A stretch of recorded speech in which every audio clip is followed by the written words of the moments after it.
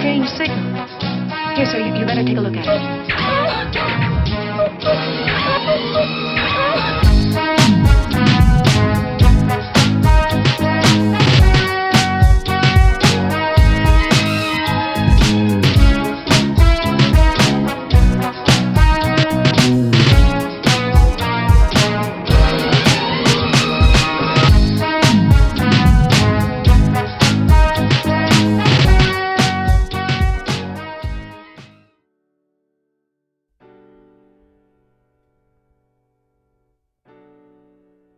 Hello listeners, and welcome to episode 2 in this series, My Journey with Conversion Therapy. In this episode I'm going to look at some of the characteristics that happened to me when I was in the church, which could be considered cult-like characteristics.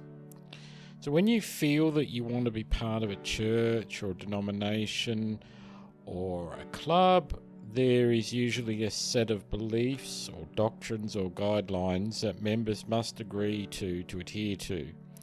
This is not unusual in and of itself, but if you do not follow the rules, there are hints of punishment, something bad happening to you, via God punishing you, etc. So one of the issues that as a person that is not a millionaire, prosperity doctrine and tithing is a very big requirement. The more you give, the more God, in inverted commas, will bless you. And if you don't give, you're not going to have good things happen to you. If you have physical issues, God will not heal you. Your bank balance is the most important thing. Also, be encouraged not to have anything to do with people outside of the church, because they are the unwashed masses, and being around sinners will bring you down and cause you to backslide and go to hell. And this was one of the things that was always taught, that not to have anything to do with anyone that was not a Christian, that was not of the same faith, because they can't be kind to you, they can't help you. The only people that can help you are in the church. And I found more love, more help and more acceptance after many years after leaving the church, and finding acceptance and love and care, especially in the LGBTIQ community, but also with other people, just ordinary human beings.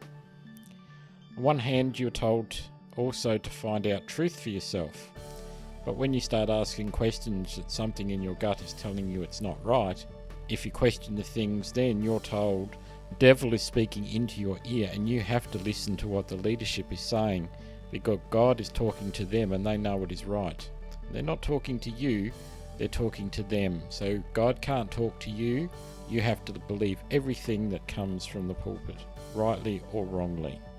And if you get out of line and do things which go against the rules, then this is what was told to me quite often, that God will strike you down with something bad, and then the reason that you're not getting better or making progress, there is hidden sin and it has to be confessed and dealt with. And for me, it was chronic fatigue and anxiety. And if I really wanted to be right with God, I would do everything I can to change. And if you don't change, then it's your fault and it's on your head.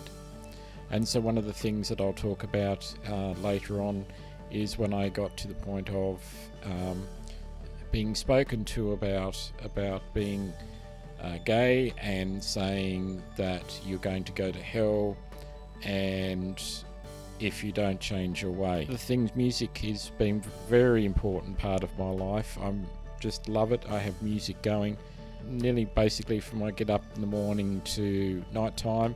And one of the things that we were told was that you can only listen to godly music, only read godly books, only read the Bible. You're not allowed to do anything which doesn't glorify God in everything that you do. But then you would find that there would be this double standard where, pastors' kids would be going to the movies and seeing the latest film that was out and listening to the latest music. But we were told you're not supposed to do that. So there was quite a double standard there. If after all that someone says to you, well, just walk away from it? Why didn't you just walk away? Well, it's not easy to do, because for years and years and years you have the same thing being spoken at you week after week after week, many different forms and different ways. And it's basically shoved down your throat, the doctrine and the dogma. And once you've been in it a long time, it wears you down and you just believe it. You know no other way of thinking, behaving or doing. The perceived result of bad things happening to you when you walk away is more frightening and safer to stay. One of the things that I was told was, if you walk away from God and you walk away from the church, you will be going to hell, and everything that you have done and that you are suffering is your fault, and you will never get any better. So that's pretty frightening to say to somebody. It doesn't matter what their age, where they're at. That fear and the power that goes with that, with people who are standing up and behind any form of leadership that spout this type of rhetoric. So that's it for this episode, listeners. And next episode, listeners, I'm going to be touching on the first identity that I had was before coming into the cult type arena. I will keep using that term because it was cult-like behaviour and the way that things happened over the years. So I will differentiate between church and cult. They're interchangeable. So we'll be talking about something that was lacking in my life that I needed filled.